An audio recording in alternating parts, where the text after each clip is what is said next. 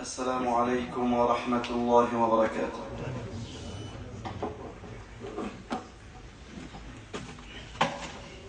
الله أكبر الله أكبر الله أكبر الله أكبر. أشهد أن لا إله إلا الله. أشهد أن لا إله إلا الله. أشهد أن محمدا رسول الله. أشهد أن محمدا رسول الله.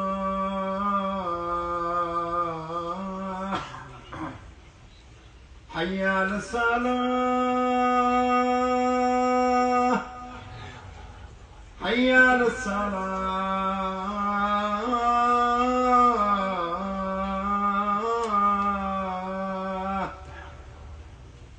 حي على الفلاح. حي على الفلاح.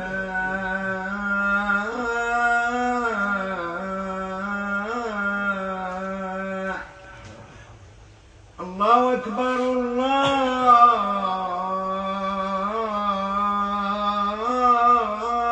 أكبر.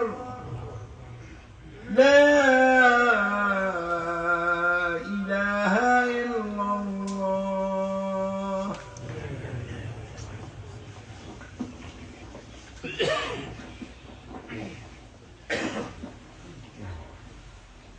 إن الحمد لله نحمده ونستعينه ونستغفره ونعوذ بالله من شرور أنفسنا ومن سيئات أعمالنا. من يهده الله فلا مضل له ومن يضلل فلا هادي له. وأشهد أن لا إله إلا الله وحده لا شريك له وأشهد أن محمدا عبده ورسوله صلى الله عليه وعلى آله وصحبه أجمعين.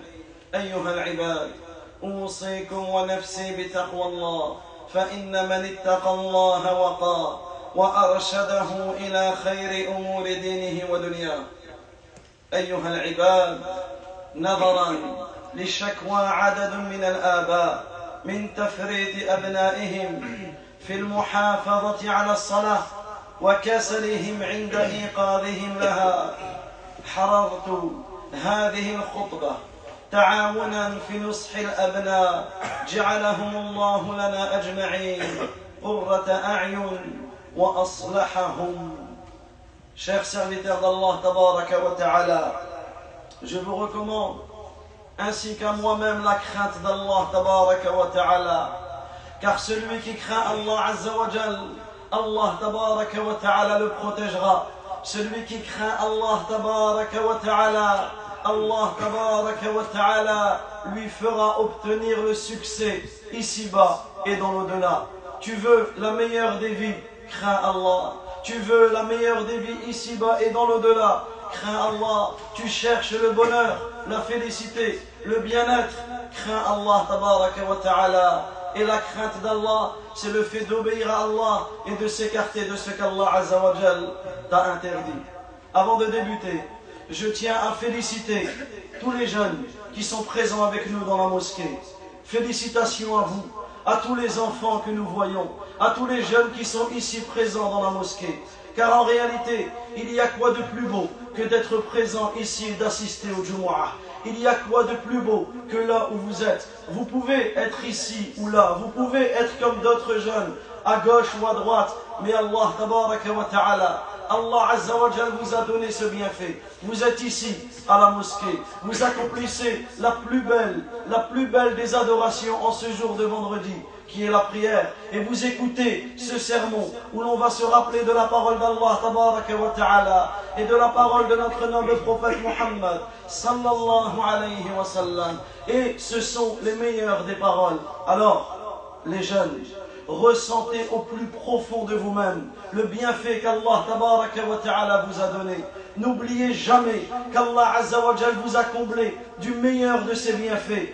Vous êtes musulmans. Vous avez été guidés, vous avez des personnes, que ce soit vos parents ou vos proches, dans votre vie, qui veulent seulement votre bien, qui veulent seulement qu'Allah Azza wa Jal soit satisfait de vous. C'est pour cela qu'il vous incite à la mosquée, c'est pour cela qu'il vous incite à la prière, c'est pour cela qu'aujourd'hui, nous allons ensemble inciter et nous rappeler l'importance et la valeur de la prière. Mais avant cela, n'oublions jamais, et les jeunes, je parle à vous plus particulièrement, peu importe notre passé, peu importe les erreurs et les bêtises et les péchés que l'on a fait, sache qu'Allah tabaraka wa ta'ala est le grand pardonneur.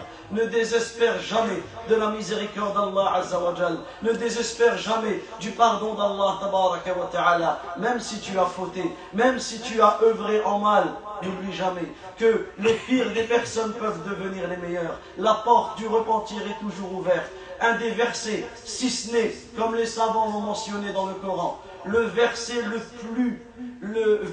qui nous donne le plus d'espoir dans le Coran, c'est le verset dans la sourate 39, la sourate Zumar, les groupes, où Allah Azza wa Jalla dit Qul ya ibadiya alladhina asrafu ala anfusihim. Dis, ô mes serviteurs qui ont commis des excès à leur propre personne, la taqnatu min rahmatillah, ne désespérez pas de la miséricorde d'Allah. Inna Allah yaghfiru dhunuba jami'a, car Allah Azza wa Jal pardonne tous les péchés. Innahu huwa al-ghafur rahim, et il est le grand pardonneur et le tout miséricordieux. Les jeunes, lorsque vous venez à la mosquée, vous avez une très grande leçon autour de vous. C'est qui? C'est les plus anciens. Naam, vous avez des personnes qui sont plus anciens que vous, qui sont nés avant vous, qui sont plus âgés que vous. Ne pensez pas que eux non plus n'ont pas fait d'erreur. Regardez ici, nous avons tous un passé différent. Nous avons tous commis des erreurs, et pour certains d'entre nous, de très graves erreurs. Mais aujourd'hui, on se retrouve à la mosquée. Aujourd'hui, on se retrouve plus grand et moins, et plus jeune et plus grand. On se retrouve ensemble afin d'adorer Allah tabaraka wa ta'ala. Et ce que vous voyez, c'est un message d'espoir. Ce que vous voyez, c'est un message d'espoir dans votre vie. N'oubliez jamais le bienfait qu'Allah tabaraka wa ta'ala vous a octroyé en étant musulman. Et me vient à l'esprit l'histoire d'un des plus grands savants de notre communauté. Parmi les pieux prédécesseurs que l'on appelle Al-Fudayl ibn Iyad.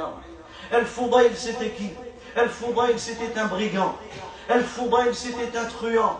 Al-Fudayl, son activité, c'était quoi? C'était lorsque les gens partaient, que ce soit pour le pèlerinage ou autre, il les arrêtait. Il arrêtait leurs caravanes et il les volait. À tel point que les gens, lorsqu'ils voyageaient, ils se donnaient des conseils entre eux. Attention, lorsque tu vas passer près de tel endroit, fais attention à Al-Fudayl. Alors les gens le craignaient. Dans la société, ils commettaient du mal. Mais Allah tabaraka wa ta'ala, comme à nous, Allah Azza wa Jal veut notre bien. Alors Allah tabaraka wa ta'ala, dans ta vie, il va t'envoyer des rappels. Dans ta vie, il va t'envoyer des personnes qui vont te donner la bonne parole. Dans ta vie, il va t'envoyer des signes afin que tu raisonnes, afin que tu réfléchisses. Saisis ces signes, comme Al-Fudayl il a saisi. Un jour, Al-Fudayl, rahmatullahi alayhi, il était prêt à cambrioler une maison. Il a attendu que tout le monde dormait. Il essaye d'entrer dans la maison. Il fait noir. Il écoute attentivement afin de savoir si les habitants de cette maison dorment. Mais un des habitants de la maison priait la nuit. Il accomplissait la prière ou il récitait le Coran. Et le Fudayl, il a écouté attentivement. Et son écoute est partie vers l'écoute du Coran. Elle a écouté la parole d'Allah. Et il est passé l'imam qui récitait, ou le prieur qui récitait, vers le verset où Allah tabaraka wa ta'ala dit: n'est-il pas venu le temps? N'est-il pas venu le temps pour celui qui craint Allah que son cœur frémisse à l'écoute du rappel d'Allah, dans le sens du verset? Et ce verset, un seul verset, il a changé sa vie. Un seul verset, il a changé totalement sa vie.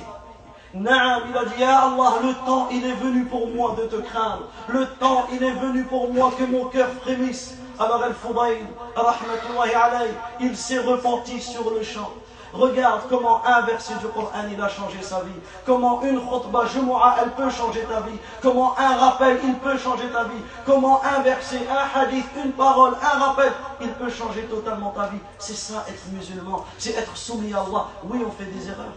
Oui, des fois dans notre vie, on a eu des moments où nous avons eu un manque de foi, une baisse de foi. On a dévié peut-être, mais Allah tabaraka wa ta'ala a fait qu'aujourd'hui tu sois à la mosquée. Pourquoi? Pour te réformer. Alors Al-Fudayl, il a pris une décision.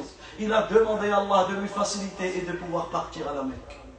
Et il a dit à Allah, j'irai à la Mecque et je ne bougerai plus de la Mecque jusqu'à ma mort. Et il est parti à la Mecque. Et il est resté à Mecque jusqu'à la fin de sa vie. Il a appris avec les plus grands savants de la Mecque et ceux qui venaient à la Mecque. Et il est devenu lui-même l'un des plus grands savants de notre communauté. Voilà ce message pour simplement nous dire et nous rappeler que peu importe la famille dans laquelle nous avons grandi, peu importe notre origine et notre culture, peu importe notre passé et nos péchés, mon frère, ma sœur, saisis l'occasion maintenant de te repentir et de devenir meilleur. أقول قولي هذا وأستغفر الله لي ولكم ولسائر المؤمنين من كل ذنب إنه ولي ذلك والقادر عليه فاستغفروه يغفر لكم إنه هو الغفور الرحيم.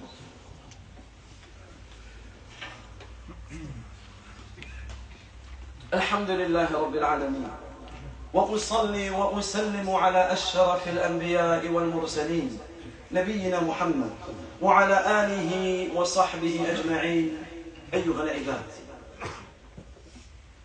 Rappelons-nous dans cette deuxième partie l'importance de la prière. Pourquoi? Parce que parmi nous, peut-être que certains viennent au Jumu'ah, mais ne prient pas le reste des prières. Beaucoup parmi nous ont des proches, dans nos familles, dans nos amis, dans nos contacts, qui ne prient pas. Alors ensemble, nous allons donner quelques éléments pour nous motiver, afin que nous-mêmes nous perfectionnons notre prière. Peut-être que si certains viennent au Jumu'ah mais ne prient pas dans la semaine, cela va les motiver à partir d'aujourd'hui à ne plus jamais rater une seule prière, un seul rendez-vous avec Allah. Et troisièmement, ce que je dis, je vais vous donner quelques éléments afin que vous-même, vous soyez des ambassadeurs. C'est ça l'islam. Vous entendez et vous répétez. Vous entendez et vous transmettez. Vous appliquez et vous transmettez. On a tous des personnes, des amis, des collègues, de la famille qui ne prient pas. On va simplement prendre ces quelques éléments et on va leur transmettre. Pourquoi? Parce que le musulman veut le bien du musulman. La première des choses, c'est que celui qui préserve la prière, il aura préservé son dîn. Tu es musulman, tu es fier d'être musulman. Si on te pose la question de quelle religion tu es, avec toute fierté, tu dis que tu es musulman. Tu es prêt à tout pour l'islam comme tu le prétends. On va regarder ta prière. Si tu préserves ta prière, tu auras préservé ta religion. Parce que la prière, c'est le pilier central de la religion. C'est le pilier de l'islam le plus important. Après le tawhid, après la ilaha illallah, après l'unicité d'Allah.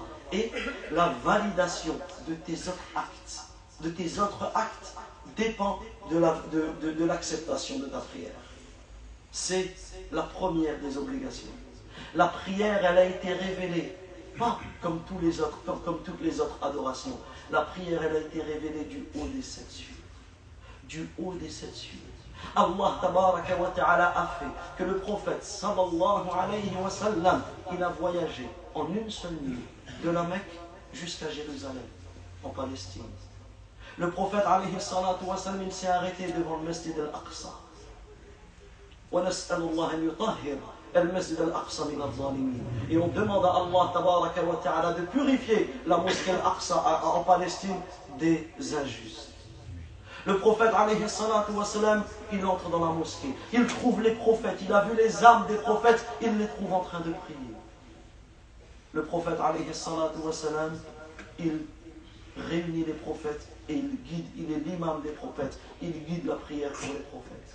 Ensuite, le prophète, alayhi salatu wa salam, il monte vers le ciel avec l'ange Gabriel. Au premier ciel, il voit le prophète Adam. Au deuxième ciel, il voit le prophète Yahya et le prophète Isa. Au troisième ciel, il voit le prophète Yusuf, alayhi salam. Au quatrième ciel, il voit le prophète Idris. Au cinquième ciel, le prophète Haroun. Au sixième ciel, le prophète Moussa. Au septième ciel, le prophète Ibrahim. Ensuite, le prophète, alayhi salatu wa salam, il monte jusqu'à un endroit que l'on appelle Sidratul Muntaha, le jujubier de la limite. Aucune créature n'a pu dépasser cet endroit.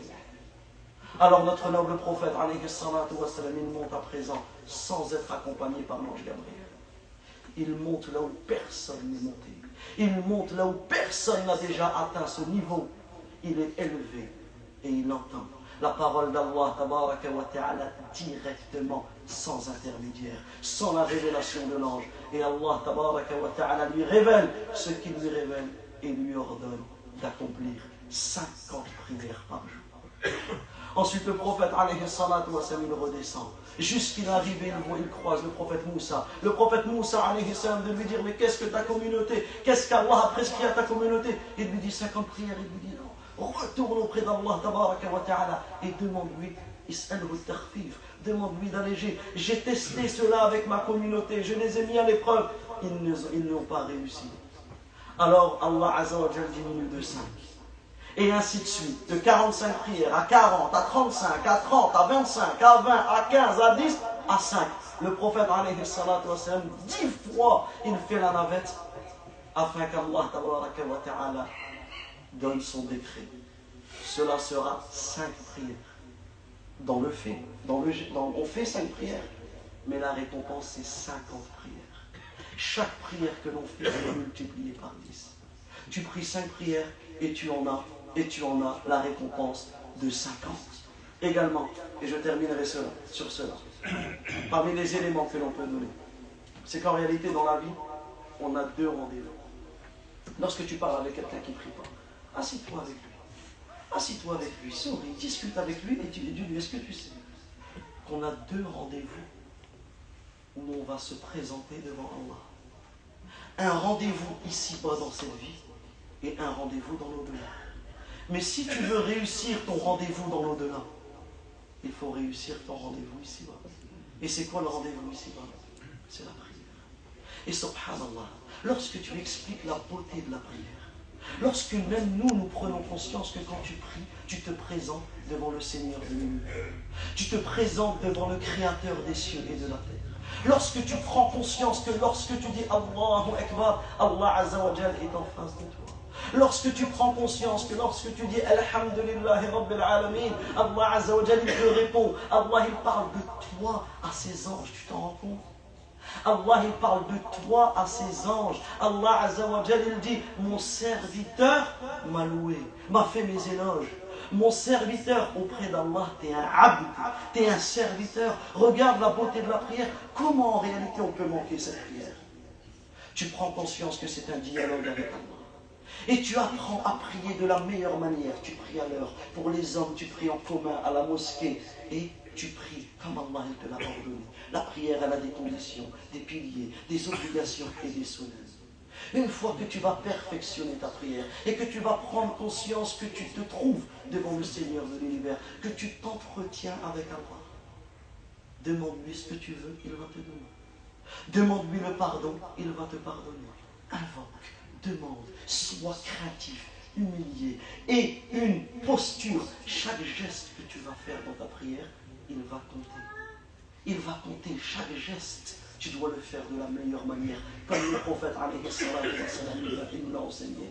Pense que quand tu pries, tu fais exactement les mêmes gestes que le prophète il a fait. Tu dis exactement les mêmes paroles que le prophète il a fait. Alors si tu pries de cette manière, sache qu'Allah tabaraka wa ta'ala va illuminer ton cœur par les rayons de lumière de la prière. Parce que la prière, c'est une lumière.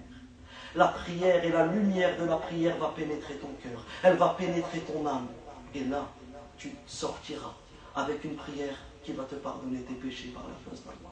Une prière qui sera une cause de l'élévation de tes degrés. Une prière qui sera la cause qu'Allah sera satisfait de toi. Car personne ne peut gagner la satisfaction d'Allah si il ne prie pas. أقول قولي هذا ونسأل الله العظيم رب العرش العظيم أن يهدينا جميعا إلى صراطه المستقيم. اللهم اهدنا وسددنا، اللهم اهدنا وسددنا، اللهم زينا بزينة الإيمان واجعلنا هداة مهتدين. اللهم إنا نسألك الهدى والتقى والعفة والغنى.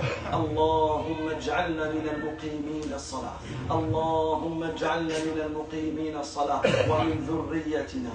ربنا وتقبل دعاء، ربنا وتقبل دعاء، ربنا وتقبل دعاء. اللهم ربنا آتنا في الدنيا حسنة وفي الآخرة حسنة وقنا عذاب النار. اللهم إنا نسألك الجنة وما قرب إليها من قول أو عمل، ونعوذ بك من النار وما قرب إليها من قول أو عمل. اللهم اغفر لنا ولوالدينا، اللهم اغفر لنا ولوالدينا، اللهم اغفر لنا ولوالدينا.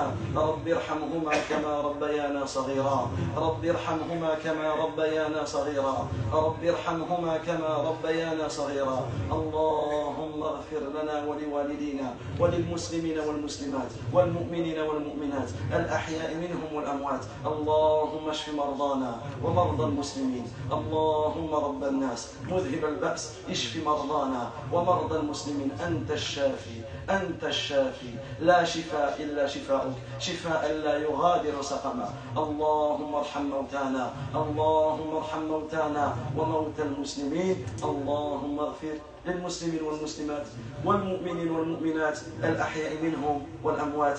هذا وصلوا وسلموا على رسولنا الكريم محمد بن عبد الله صلوات الله وسلامه وبركاته عليه، كما أمركم الله جل وعلا في كتابه: إن الله وملائكته يصلون على النبي يا أيها الذين آمنوا صلوا عليه وسلموا تسليما. اللهم صل على محمد وعلى آل محمد كما صليت على إبراهيم وعلى آل إبراهيم إنك حميد مجيد، وبارك على محمد وعلى آل محمد كما باركت على إبراهيم وعلى آل إبراهيم إنك حميد مجيد.